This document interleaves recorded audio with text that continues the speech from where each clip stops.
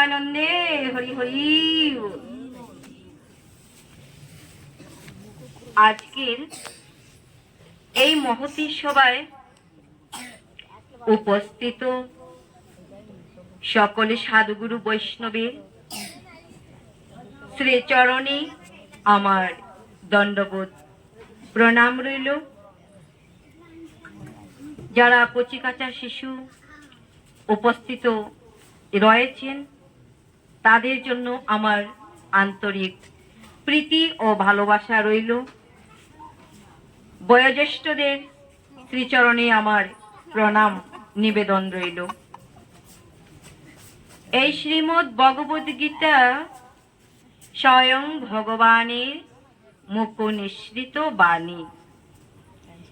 এই শ্রীমদ্ ভগবদ গীতা পান করিতে হয় কেমন ভাবে? যেমন করে আমরা পিপাসাগ্রস্ত হয়ে জল পান করি, ঠিক তদ্রূপ পিপাসা থাকার প্রয়োজন রয়েছে।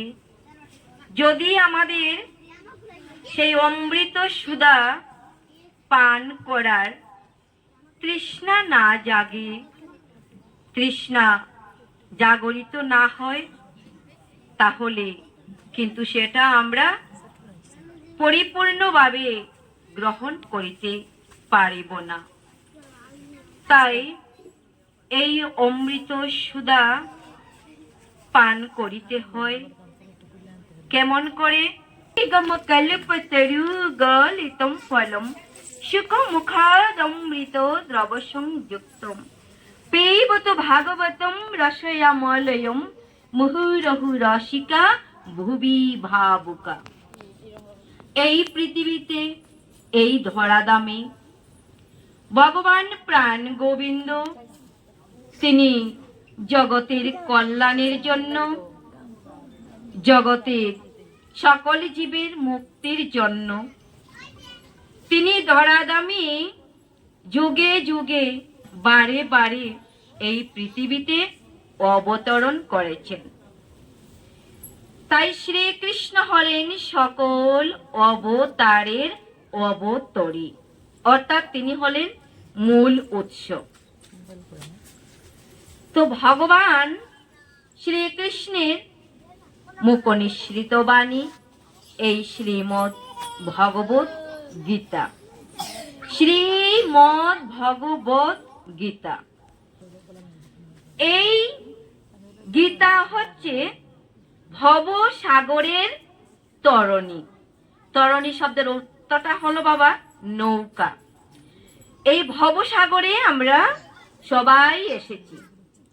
এই ভবসাগর পাড়ি দিতে হলে একটি তরণীর প্রয়োজন, নৌকার প্রয়োজন। তো এই নৌকার কান্ডারি হলেন স্বয়ং ভগবান প্রাণ গোবিন্দ। তরণী হলেন শ্রীমদ্ ভগবদ গীতা, আর এই গীতা হলো তরণী অর্থাৎ নৌকা। সেই নৌকার মাঝি হলেন স্বয়ং কেশব। ওর না হইতো তবে কি হইতো রাধার মহিমা, প্রেম রস সীমা জগতে জানাতো কে? কে জানাতো? কেই হরে কৃষ্ণ নাম গড়ে গড়ে বিলিয়ে দিত। তাই দাদা নিত্যানন্দকে সঙ্গে করে আমার গৌর হরি তিনি কলিহত জীবের ধারে ধারে প্রেম দিয়ে সেই নাম বিতরণ করেছেন। তো সেই নাম আমাদের কেমন করে নিতে হয় বাবা? যতই কর্ম করি তাতে যেন আমাদের অহংকার আসে না। তৃণালোপে শুনিছেন তররিব সহিষ্ণু না, ও মানিন মানো দেনা কীর্তনিয়া সদা হরি।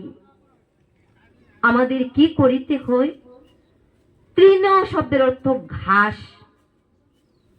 সেই ঘাসের চাইতে নিচু হয়ে বৃক্ষের মতো সহিষ্ণুতা অর্জন করে আমাদের সেই নাম আস্বাদন করিতে হয়, নাম নিতে হয়।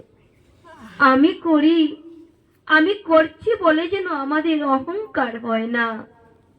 কারণ ভগবান সবকিছু সহ্য করতে পারেন, কিন্তু অহংকার সহ্য করতে পারেন না। তাই আমি পুনরায় কেলমা দ্বিতীয় খণ্ডের যারা এহেন অষ্টপ্রহর যজ্ঞের আয়োজন করেছেন, আমি উনাদের রাঙ্গাচরণে প্রণতি জানাই। কারণ উনারা ভগবানের পরম ভক্ত।